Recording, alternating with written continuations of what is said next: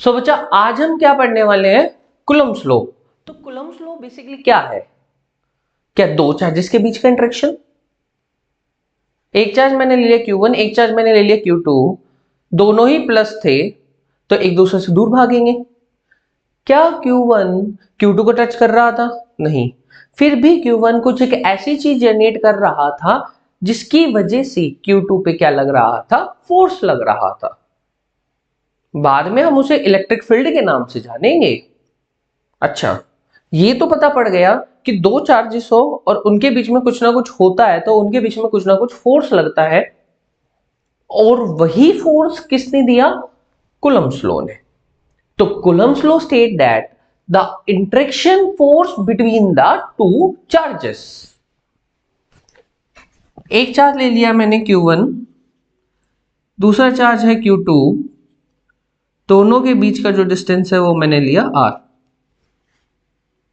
किधर फोर्स लगा वो बताने का एक सिंपल सा तरीका, Q1 को पकड़ो, Q2 को छोड़ो, जिधर Q2 भागा उधर ही तो फोर्स लगा होगा, force on 2 due to 1।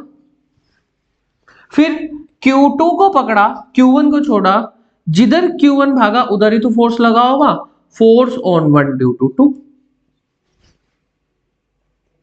Plus plus वाले माइनस माइनस वाले दूर भागेंगे और प्लस माइनस वाले क्या होंगे, पास आएंगे। हमने अपने एक्सपेरिमेंट से देखा कि फोर्स ऑन 2 ड्यू टू 1 का जो मैग्नीट्यूड है वो बराबर होगा फोर्स ऑन 1 ड्यू टू 2 के मैग्नीट्यूड के। ठीक है, एक और चीज समझ लेते हैं। जैसे मान लो एक चार्ज मैंने ले लिया Q1, दूसरा चार्ज ले लिया मैंने माइनस Q2, दोनों अट्रैक्ट होंगे, ऐसे ही फोर्स लगेगा ना, फोर्स ऑन 1 ड्यू टू 2, और यहां क्या लगेगा, फोर्स ऑन 2 ड्यू टू 1। क्या मैग्नीट्यूड भी अभी सेम रहेगा? बिल्कुल, इस केस में भी जो मैग्नीट्यूड है वो सेम रहेगा। कि भाई देखो, ये जो इलेक्ट्रोस्टैटिक फोर्स है वो दो डिफरेंट बॉडीज पे लग रहा है, मैग्नीट्यूड सेम है और डायरेक्शन अपोजिट है। तो क्या इसे हम एक्शन रिएक्शन पेयर का भी नाम दे सकते हैं? क्या ये न्यूटन का थर्ड लॉ भी है? बिल्कुल। तो मतलब हमें पता चल गया कि electrostatic force is a action reaction pair. मैंने एक क्वेश्चन लिया, एक चार्ज था 2 कूलम का, 2 किलो का, दूसरा चार्ज था 4 कूलम का, 4 किलो का। इनको मैंने कर दिया रिलीज्ड, इनको मैंने क्या किया बेटा, रिलीज कर दिया। तो ये एक दूसरे से दूर भागेंगे, तो भागते भागते 4 कूलम की रफ्तार हो गई 10 मीटर पर सेकेंड। बताओ 2 कूलम की रफ्तार कितनी होगी? तो लेट से x मीटर पर सेकेंड होगी। तो देखो, क्या यहां पर नेट फोर्स जीरो है? नेट फोर्स जीरो क्यों है? अभी तो बताया, magnitude same, direction opposite, that is why जो नेट फोर्स है वो क्या होगा, जीरो। अगर नेट फोर्स जीरो है तो क्या हम मोमेंटम कंजर्व कर सकते हैं? क्या मेरा initial momentum will be equal to zero, will be equal to final momentum के बराबर रहेगा, 4 इंटू 10 माइनस 2 इंटू एक्स। क्या मेरी x की वैल्यू 20 मीटर पर सेकेंड आ जाएगी? बिल्कुल। मतलब अभी तक मैंने कोई आपको फॉर्मूला भी नहीं बताया, फिर भी अपना क्या हो गया, एक सवाल बन गया। आगे समझते हैं। तो अभी तक हमने क्या सीखा, इलेक्ट्रोस्टैटिक फोर्स दो डिफरेंट चार्जेस पे एक्ट करता है, मैग्नीट्यूड इन दोनों का सेम होता है और डायरेक्शन क्या होती है बेटा, अपोजिट। तो चलो भाई अच्छी बात है। ये किसी बच्चे ने देखा कि भाई देखो, ये दो चार्जेस हो गए Q1 और Q2। अच्छा भाई, हमने बोला फोर्स का मैग्नीट्यूड सेम है, ठीक है जी, ये एक ये लो, एक ये लो, और डायरेक्शन जो है वो मैंने अपोजिट मान ली। सही बात नहीं है? बिल्कुल सही बात है, बच्चे ने सही समझा एकदम। बट साइंटिस्ट ने बोला कि भाई देखो, जो electrostatic force is action reaction pair, but ये जो फोर्सेस है ना always act along the line joining the two charges. और ऐसी फोर्सेस जो along the line joining the two charges भी लगे, उन्हें हम क्या नाम देते हैं? Central forces. क्या नाम होता है बच्चा? सेंट्रल फोर्सेस नाम देती है।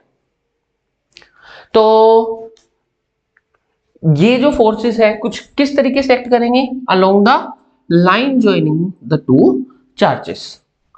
तो अभी तक हमने इंटरेक्शन फोर्स के बारे में क्या सीखा कि भाई ये दो डिफरेंट चार्जेस पे लगता है, मैग्नीट्यूड इन दोनों का सेम है, डायरेक्शन अपोजिट है, that is why it is called as action reaction pair, and the forces always act along the line joining the two charges, that is why it is called as central force. चलो अब हम force के magnitude पे बात कर लेते हैं। अगर मैंने मैग्नीट्यूड पे बात करी कि भाई फिर दोबारा से वही चीज कि भाई फोर्स ऑन 2 ड्यू टू 1 का जो मैग्नीट्यूड है और या फोर्स ऑन 1 ड्यू टू 2 का जो मैग्नीट्यूड है वो क्या है? एकदम बराबर।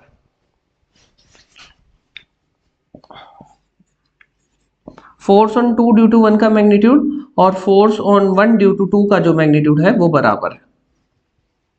लेट्स से ये हम F कंसीडर कर लेते हैं। अब देखो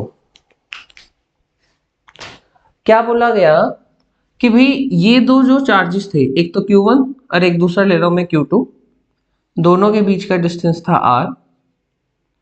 इधर कौन सी फोर्स लग रही थी? Force on 1 due to 2।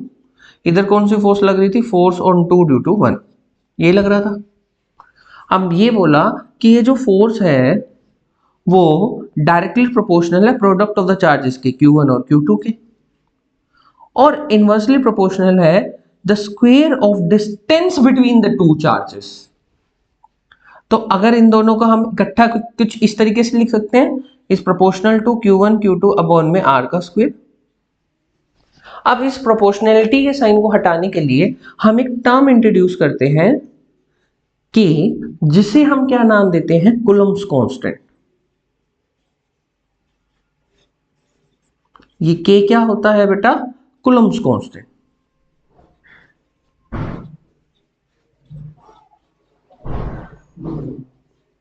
अब इस कूलम्ब्स कांस्टेंट की कुछ ना कुछ वैल्यू भी होती है। वो क्या होती है? जो K होता है वो 9 इंटू 10 की पावर 9 न्यूटन मीटर स्क्वायर पर कूलम स्क्वायर होता है। याद रखना, 9 इंटू 10 की पावर 9 न्यूटन मीटर स्क्वायर पर coulomb square.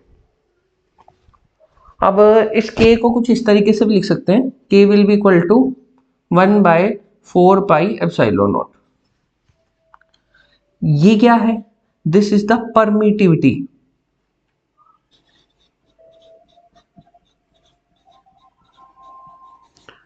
Permittivity of free space ये है। और इस परमिटिविटी ऑफ फ्री स्पेस की भी कुछ ना कुछ वैल्यूज होती हैं। वो क्या है वो सीख लेते हैं। इस परमिटिविटी ऑफ फ्री स्पेस या एप्सिलॉन नॉट को 8.85 इंटू 10 की पावर -12 ये वैल्यू होती है। और इसकी यूनिट क्या होगी? कूलम स्क्वायर पर न्यूटन मीटर स्क्वायर। ये जो है एप्सिलॉन नॉट की वैल्यू होती है।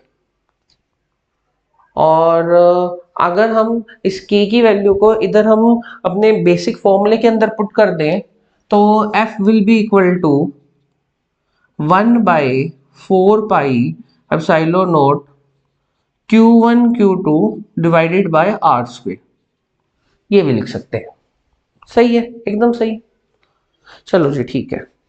तो लास्ट प्रॉपर्टी जो आज की हम सीखते हैं इलेक्ट्रोस्टैटिक फोर्सेस के बारे में कि भाई देखो electrostatic force is a conservative force.